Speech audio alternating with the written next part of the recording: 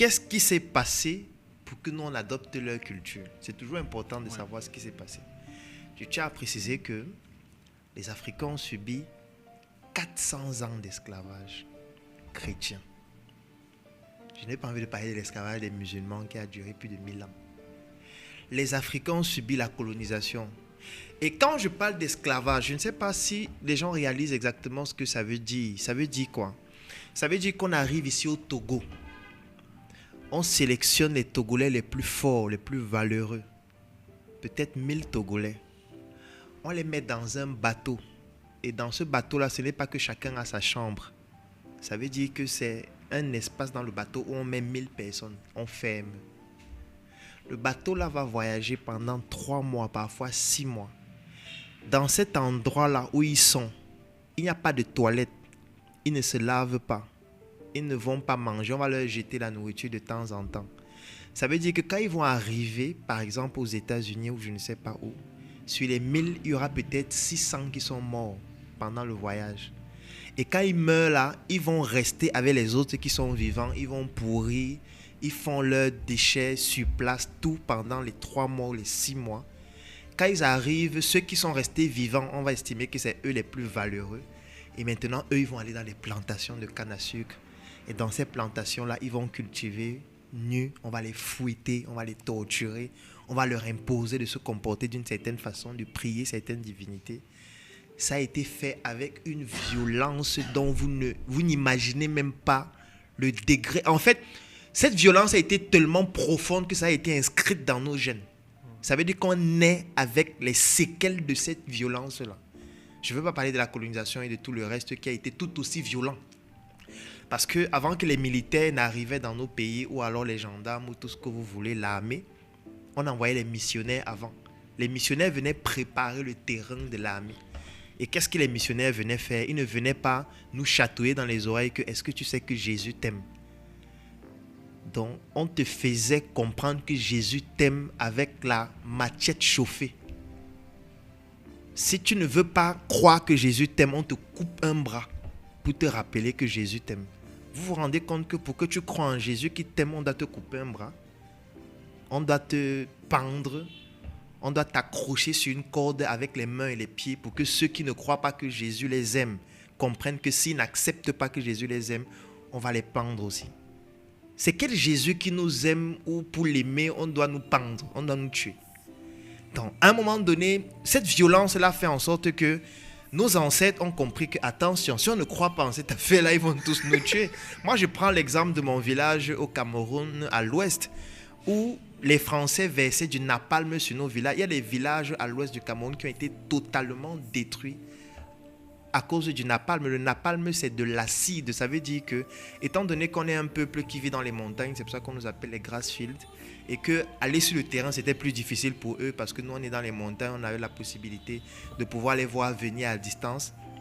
Qu'est-ce qu'eux, ils faisaient? Ils venaient avec des avions et ils versaient de l'acide sur des villages. Au Cameroun, c'est plus de 200 000 personnes qui sont décédées combattant cette violence sur le plan culturel qu'ils nous imposaient et qui commençait par les religieux.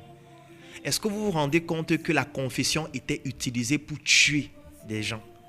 Ça veut dire que le prêtre venait, il fait sa messe, et puis à la fin, il dit que ceux qui ont péché, venez vous confesser, le Seigneur va vous bénir. Et quand vous venez pendant la confession, ce que vous dites, quelques heures après, l'armée vient vous arrêter et on vous tue. Pour la gloire du Seigneur, vraiment, moi, je ne sais pas si les gens réalisent à quel point ça a été aussi violent. Les Africains ont colonisé quel pays? L'Afrique a colonisé quel pays en tuant des gens? L'Afrique n'a pas... En fait, notre culture prône tellement la paix au point où je ne comprends pas comment on peut aller adopter des cultures qui prônent autant la violence. Vous vous rendez compte d'Israël qui tue depuis plus de 50 ans au nom de Dieu? Moi, je ne sais pas si les gens réalisent ce que ça veut dire. Ça veut dire que chaque jour, il y a des enfants que Israël tue au nom de Dieu. En disant qu'ils sont le peuple élu de Dieu. Je ne sais pas quand les élections se sont déroulées.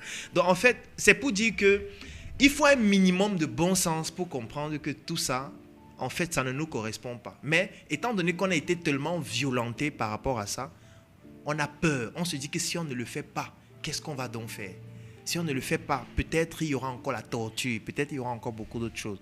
Mais ce qui est même encore plus grave, c'est qu'aujourd'hui, la situation sociale et économique de notre pays s'est dégradée. Ce qui fait que personne ne veut se rendre compte qu'il est aussi l'un des responsables de ces problèmes. Parce que tu te lèves le matin, tu n'as rien à manger. Tu n'as pas de travail. Tu as été à l'école, tu as eu ta licence, ton master, mais tu es au chômage. Tu souffres. Tes parents sont là, tu ne peux pas t'occuper d'eux. Tu as un enfant qui ne peut pas aller à l'école parce que tu n'as pas de quoi payer sa pension. Tu te retrouves dans une situation sociale tellement importante. Comme tu ne veux pas que cette responsabilité soit la tienne, parce que si elle est la tienne, tu peux péter un plomb. Il faut que tu confies cette responsabilité-là à quelqu'un d'autre. Donc, du coup, la religion devient comme un souffre-douleur. Si on enlève la religion dans nos pays, il y aura des manifestations chaque heure. Oui, puisque si on enlève la religion, on enlève l'alcool. C'est qu'il n'y aura aucun président en Afrique. Puisque tous les jours, les gens vont sortir dans la rue pour dire que, mais attends, on n'a pas de travail, on n'a pas d'eau, on n'a pas de lumière. On souffre, nous sommes jeunes, on a fini de fréquenter. Vous avez dit qu'on fréquente, on a pris toutes nos économies, tous nos parents ont pris tout leur argent, ils ont vendu leur terrain pour payer l'école. On finit l'école, on n'arrive pas à travailler. Vous pensez qu'on va faire comment? Donc vous allez manger notre argent comme ça, nous on est là, on ne travaille pas, on n'a rien, machin. Non, on va seulement tous mourir. Tu vois? Mais qu'est-ce qui anesthésie les gens pour les empêcher de faire ça? Il y a l'église, parce qu'ils partent à l'église et le Seigneur leur dit, ne tuez pas, ne mentez pas. Pardonner 999 904. Qu'est-ce qu'il fait? Il reste à l'église, il prie, il confie ses problèmes au Seigneur jusqu'au jour où il meurt de misère et de pauvreté. L'autre, pendant qu'il est en train de prier dimanche, l'autre en train de prier mercredi, vendredi à la mosquée. Et quand ils ont fini de prier, qu'est-ce qu'ils font? Ils sortent tous ensemble, ils s'asseyent au bar et ils boivent une bière pour noyer les soucis. Tu vois? Si on enlève la bière et la religion, il n'y a aucun président qui va s'amuser en Afrique parce qu'il va être tué le lendemain s'il s'amuse avec l'argent des gens. Parce que les gens seront conscients que, mon ami, on est en train de souffrir. Il n'y a plus de Dieu. Il n'y a plus de Jésus. Il n'y a pas d'alcool. On est lucide. On n'est plus dans la bière. Tu vois? C'est pour ça que les premières industries qu'on a installées en Afrique étaient les industries brassicoles et les industries de cigarettes parce qu'il fallait noyer l'inconscience. Il fallait noyer la conscience des gens. Parce que c'est ce qui a été utilisé en Chine, ce qu'on a appelé la guerre de l'opium. Il y en a même eu 2. Parce que quand les Occidentaux ont commencé avec la révolution industrielle, ils se déplaçaient avec les nouveaux moyens technologiques. Ils sont arrivés en Chine, ils se sont rendus compte que les Chinois sont très avancés technologiquement. Et ils ont compris que les Chinois ont quelque chose qu'eux, ils n'ont pas. C'est que les Chinois ne croient pas en Dieu. Les Chinois avaient basé leur développement sur leur culture. Et pour pouvoir faire en sorte que les Chinois arrêtent de progresser de manière aussi rapide, ils ont fait une guerre aux Chinois qu'on appelait la guerre de l'opium. On utilise des termes barbares pour ne pas expliquer ce que ça veut dire. La guerre de l'opium, ça veut dire qu'on vient chez vous. On se rend compte que vous êtes très intelligent. Pour que vous ne puissiez plus continuer à être très intelligent, on vous vend la drogue. Et quand on sait que vous allez vous droguer, vous n'allez plus pouvoir être aussi performant, vous allez devenir tous fous et mourir. C'est ce qu'ils ont fait en Chine et ça a fonctionné. Ils ont appliqué la même chose en Afrique. La preuve, si vous regardez la plupart des pays d'Afrique francophone, quelles sont les entreprises qui contribuent le plus au PIB? Les 2 premières en général, vous allez toujours voir une entreprise de brassicole. Ça veut dire que nous sommes noyés dans l'alcool. Quand vous allez sortir dans tous les quartiers, il y a au moins 2 églises. Dans tous les quartiers. C'est clair. Tu vois, avant, c'était juste les catholiques. Après, il y a eu les protestants. Après, il y a eu les musulmans.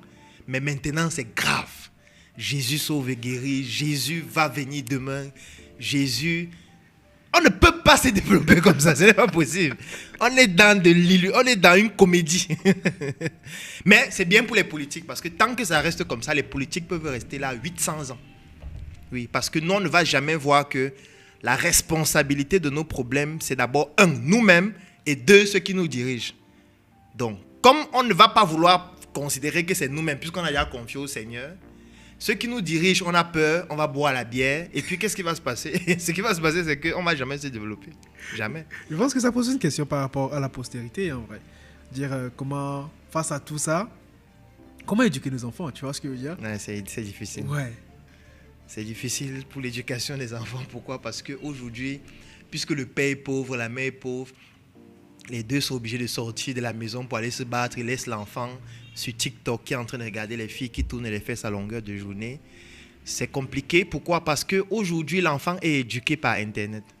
Et Internet comporte aussi d'autres... On appelle ça la guerre immatérielle. C'est quoi la guerre immatérielle?